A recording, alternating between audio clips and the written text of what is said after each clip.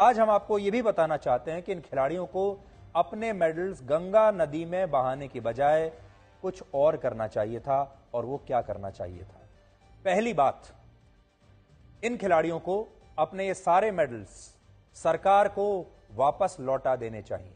तो अगर ये चाहते तो गंगा नदी में विसर्जित करने की बजाय ये मेडल्स सरकार को वापस कर सकते हैं। दूसरा, ये सरकार द्वारा पुरस्कार के रूप में दी गई सरकारी नौकरियों से इस्तीफा दे सकते हैं, उन नौकरियों से जो इन्हें देश के लिए मेडल जीतने के बाद इसी सरकार के जरिए मिली थी। क्योंकि यह कैसे होगा कि आपने अपना मेडल तो त्याग दिया, लेकिन आप नौकरी सरकार की ही करते रहेंगे। बजरंग पूनिया, साक्षी मलिक और विनेश फोगाट, ये तीनों ही खिलाड़ी भारतीय रेल में गजेटेड ऑफिसर हैं, और रेलवे में यह सरकारी नौकरी उन्हें मेडल जीतने के बाद मिली है, जिसके लिए इन्हें हर महीने लगभग सैलरी के रूप में 1 लाख रुपए के आसपास तनख्वाह मिलती है।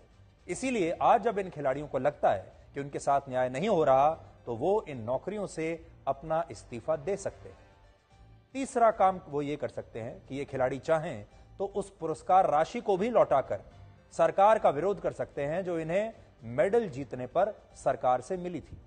साक्षी मलिक को 10 करोड़ रुपए मिले थे, बजरंग पूनिया को 6 करोड़ रुपए मिले थे, विनेश फोगाट को 5 करोड़ रुपए की राशि इनाम के रूप में अलग अलग सरकारों से मिली थी।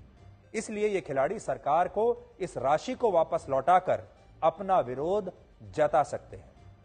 कहने का मतलब यह है कि इस लड़ाई में ये खिलाड़ी इन लोकतांत्रिक तरीकों को अपनाकर अपना विरोध जता सकते हैं, जारी रख सकते हैं, लेकिन मेडल्स को विसर्जित करने का फैसला सही नहीं है, और यह बात इन खिलाड़ियों को आज समझनी चाहिए। इसके अलावा अगर ये खिलाड़ी लोगों का ध्यान और ज्यादा आकर्षित करना चाहते हैं तो इसके लिए अब ज्यादा इंतजार करने की जरूरत नहीं है। चुनाव आने ही वाला है, ये चुनाव लड़ सकते हैं। हमारे देश में अगले साल ही लोकसभा के चुनाव होने वाले हैं, कुछ ही महीनों की बात है, और हरियाणा में, जो कि इनका राज्य है, हरियाणा में विधानसभा चुनाव भी अगले साल होने वाले हैं। इसलिए चुनाव लड़कर भी ये खिलाड़ी अपनी बात साबित कर सकते हैं, लोकतांत्रिक तरीके से अपनी बात को देश के सामने रख सकते हैं, लोगों का ध्यान आकर्षित कर सकते हैं।